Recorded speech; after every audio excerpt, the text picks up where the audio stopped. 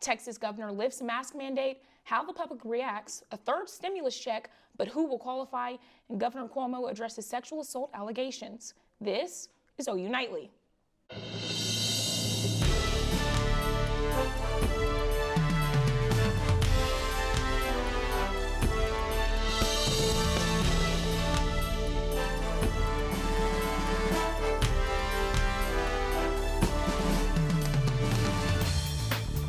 Hello, thanks for joining us for OU Nightly. I'm Will Blessing. And I'm Mckenzie Gladney. We begin with reaction to several states announcing an end to COVID mask mandates.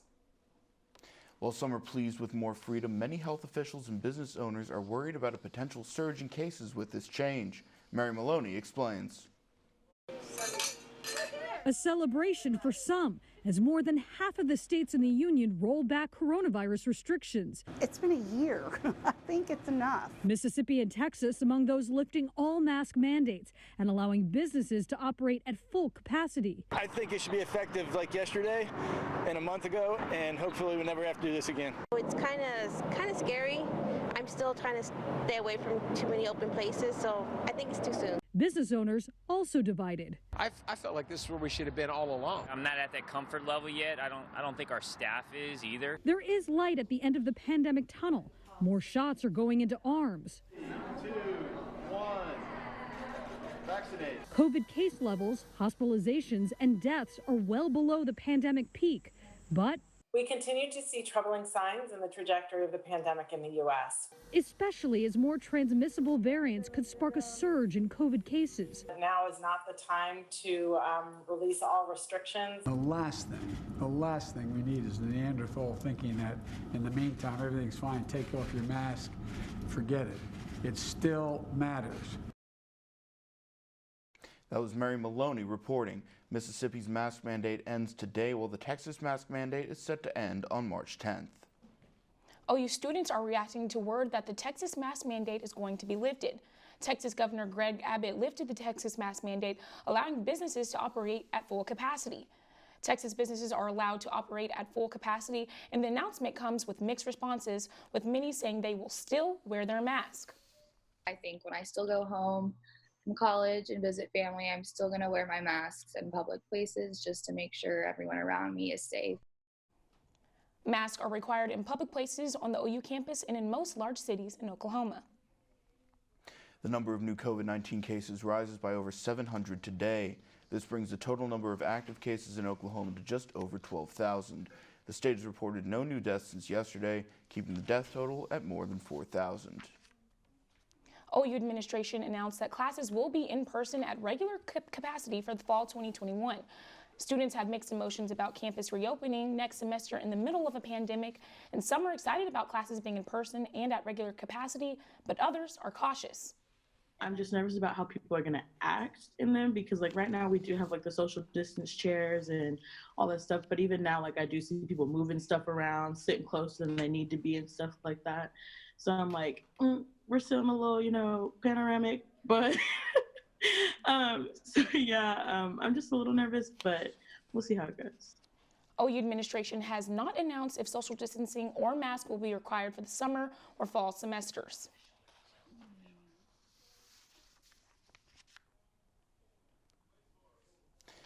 Emergency responders remain on the scene of a deadly house fire in Woodward tonight. Crews say 6 people inside the home died in the fire. They responded just after 1 a.m. and are continuing their investigation. One young boy was taken to a nearby hospital. His condition has not yet been released. Fire investigators are still working to determine the cause of the fire. And a beautiful day outside today. For one, am definitely enjoying these warmer temperatures. Of course, and Taylor Stephenson is live outside. Taylor, how's it going out there? Will and Mckenzie, it is absolutely beautiful out here. It almost makes me want to, talk to President Harris and ask for another spring break, because the way the sun is feeling on my skin, the way the wind is blowing through my hair, absolutely beautiful day. This is the type of weather where you want to go and sit out, lay on the South Oval, read a good book, wear some shorts. I busted out the short sleeves today just because it's absolutely beautiful. Temperatures are across the state are just looking the same. upper 60s, lower 70s. So all Oklahomans are experiencing this nice weather today. That's because we're under this ridge of high pressure that's keeping us warm and dry for the rest of the day. But unfortunately, that is going to change. We do have a cold front that's moving through. If you see the winds are starting to pick up, my hair is starting to blow back. That's because that cold front is moving through, picking up winds, and bringing some cooler temperatures, and even bringing a chance for rain. Coming up in Maine weather, I'll talk about how we need to enjoy this warmth while it lasts, because the way that it's not sticking around, we only have a few hours until this goes away. We also have temperatures that are dropping into tomorrow and Friday, and I will have the timing for those rain chances coming up in a few minutes. Well, Mckenzie, stay warm in the studio. Back to you. Thanks, Taylor. It looks beautiful out there. Now, there's a new development in the investigation of New York Governor Andrew Cuomo. Katie Arata has that update on the story and more from around the world. Katie? New York Democratic Governor Andrew Cuomo apologized today. Several women have accused him of making unwanted advances, but Cuomo says he never touched anyone inappropriately. Cuomo said he didn't know at the time he was making anyone feel uncomfortable. I now understand that I acted in a way that made people feel uncomfortable. An independent investigation is poised to begin under the guidance of the state attorney general. Cuomo is rejecting calls to resign. And former President Donald Trump has received a summons for the lawsuit against him by Representative Benny Thompson. The Democratic chairman of the House Homeland Security Committee is suing Trump and Rudy Giuliani for inciting a Capitol attack. The lawsuit cites a law originally intended to combat the Ku Klux Klan. It claims Trump and others conspired to intimidate federal public officials. The suit also accuses Trump and Giuliani of conspiring with the far-right groups, the Proud Boys and Oath Keepers. And early today, rockets were fired and hit an air base in western Iraq where American and coalition troops are housed. A U.S. civilian contractor suffered a heart attack and died during the rocket attack. A contractor was sheltering during the attack in Al Asad Air Base. The White House warned that U.S. may consider a military response to the attack. The president was briefed by his national security team this morning, was of course monitoring the details overnight. What we won't do is make a hasty or ill-informed decision that further escalates the decision or plays into the hands of our adversaries. And Mckenzie and Will, U.S. coalition officials said the base was targeted by at least 10 rockets. Back to you guys at the desk.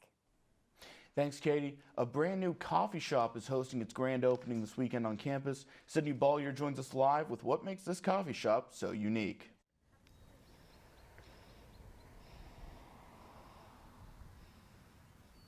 Thanks, guys. I'm just right off of campus at Not Your Average Joe, which softly opened about a month ago. Not only does this coffee shop serve a mean cup of joe, but it also advocates for an important cause. Joe is not your average coffee shop. Their story begins with Tim Herbal, a master coffee roaster. We had a blend of coffee called Not Your Average Joe, and every time we sold it, we would give portions of the proceeds to different charities, including charities that supported children and adults with special needs. In 2019, Tim, alongside some other partners, took over a coffee shop in Midtown to combine all their charity efforts and start the nonprofit organization. Not Your Average Joe is centered around inclusion and continued to grow. We brought in adults with special needs and taught them exceptional coffee, which is part of our tagline, but the other part is even better people, which I'm surrounded by. Tim was encouraged by his younger nephew, Braxton, who suffered from several disabilities. He said that even though Braxton was the joy of their family, society wasn't as inviting. He was excluded. He couldn't participate in this activity or that activity. And so after he passed at age 11, we made it a goal that we would find ways to include people of all abilities. The coffee shop hires those of all disabilities, giving them a chance to be integrated into society. 80+% of adults with special needs are unemployed. Catherine, better known as K-Money at the shop, was floored when she was offered a job. Oh my God! For the workers and the customers, Not Your Average Joe provides above average joy.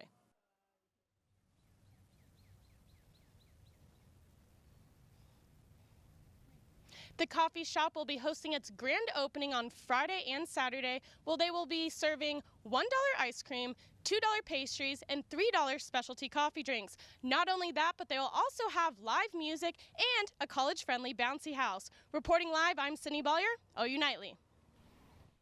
Thanks, Sydney. A third round of stimulus checks may be on the way. Stick around to see who might no longer be eligible for that extra $1,400 and why. Plus a big increase in healthcare enrollment. Find out just how many enrolled and why when OU Nightly returns.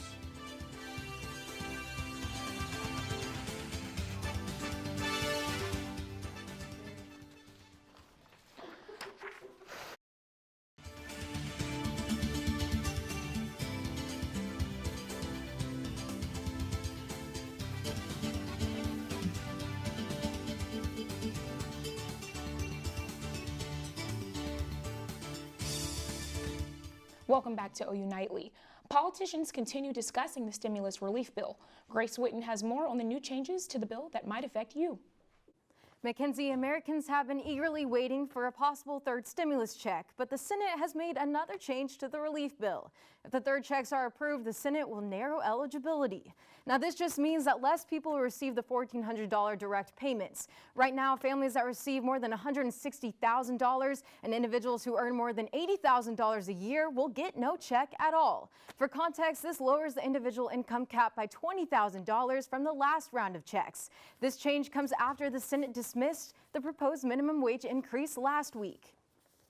Now, if you're thinking about selling your house, now might just be the time. A new report found that the number of homes for sale is so low that they are selling in half the amount of time they did a year ago. And the median sales price of homes rose about 14% compared to this time last year. Real estate investors say that the reason for these changes are due to high demand, low supply, and near zero mortgage rates.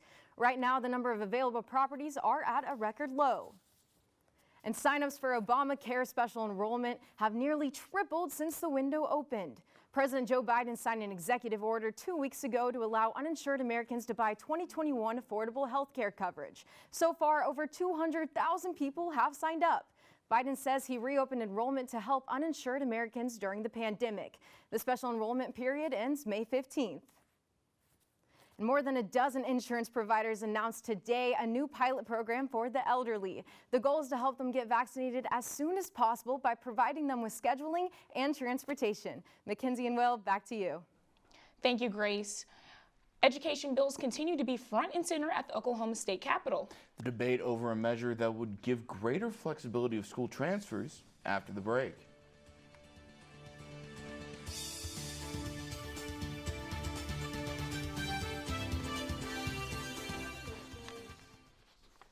Pretty solid. Back to OU Nightly. What a beautiful day. It's super cold in the studio, so I wish I was still back outside. But right now, Oklahoma City is looking absolutely beautiful because right there too, we're seeing that sun shining. Right now, 69 degrees in Oklahoma City. The sun is shining.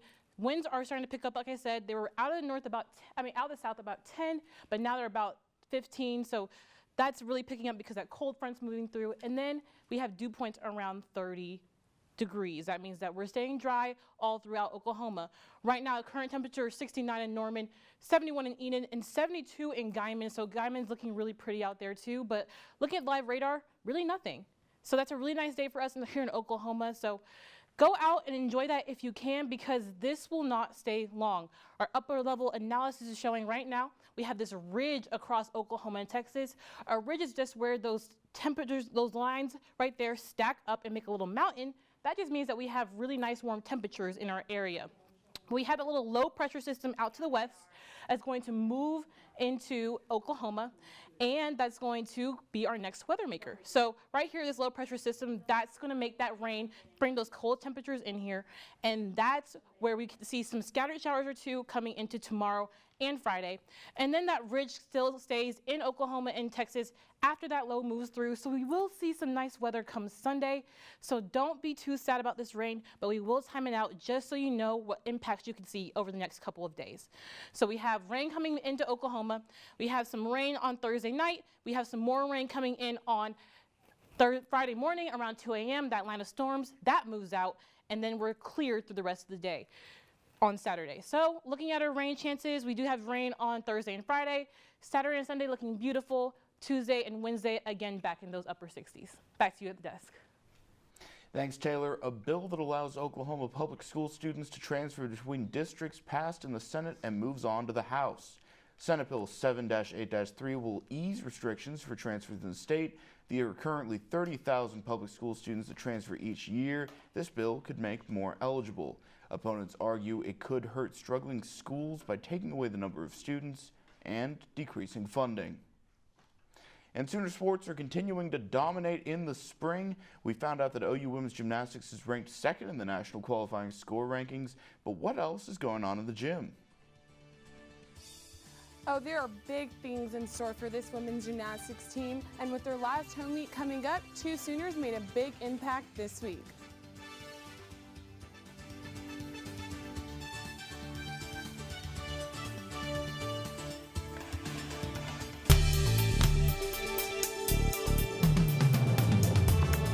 Welcome back to OU Nightly. I'm Amaya Ward. Let's check out what's going on in the sports world. The Sooners qualified 8 athletes on the women's track and field team to attend the NCAA Championship in Fayetteville, Arkansas. Sophomore Mykesha Welcome, juniors Chris Banks and Crystal Simulas, redshirt juniors Isaiah Livington and Vernon Turn, and seniors Cooper Campbell, Demaria Smith, and Essence Thompson are expected to represent OU at the 2-day championship. Let's take a look at what Coach Bovers had to say about the news. The things that we were pleased with were how kids stepped up and scored in places that they weren't ranked in. I saw the number collegiate best that we had. It was the most I've seen in any program I've been involved with. Women's gymnastics continues to be recognized for their outstanding performance this season. Addie Crawford has more on what accolades the women secured. Thanks, Amaya. Freshman Audrey Davis and senior Carrie Thomas have been announced as the Big 12 Newcomer and Event Specialist of the Week. Davis earned 2 career highs and took home 2 event titles Friday night with her 5th uneven bars title of the season. She scored 9.875 on bars, helping lead the Sooners to a season-best victory. And the Sooners are back in Norman on Friday at 6:45 to host BYU. Thomas and other seniors will be celebrated after the meet. Thanks, Addie. The Sooners are on a roll, literally, with 14 student athletes being honored the 20 to 21 Gerald Academic Achievement Award.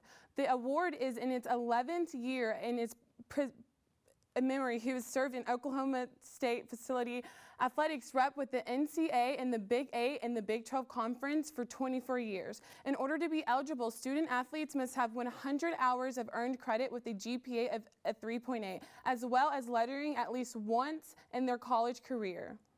The Oklahoma City Thunder will try to slow down the Mavs tonight in Dallas. The Mavs are 8-8 at home, but maybe without superstar Luka Doncic, who is now listed as doubtful for the matchup.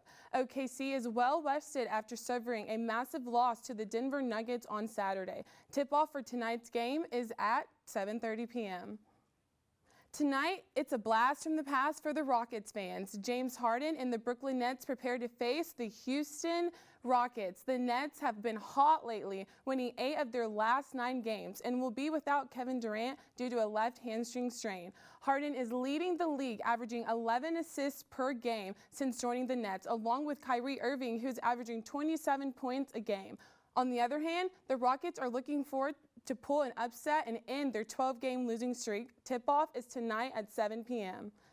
The NBA All-Star Game will be held this year with plans to donate more than $2.5 million to historically black colleges. The 3 AT&T Slam Dunk contestants will be paired with an HBCU to help provide financial support that will benefit students and staff. Due to COVID-19, the 3-point contest will be held before the game starts, and the Slam Dunk contest will be held at halftime. COVID changes strike again. Will and Mckenzie, back to you. Thanks, Amaya. Now people across the country are celebrating a special day. Sandwich lovers, this one's for you. Stick with us.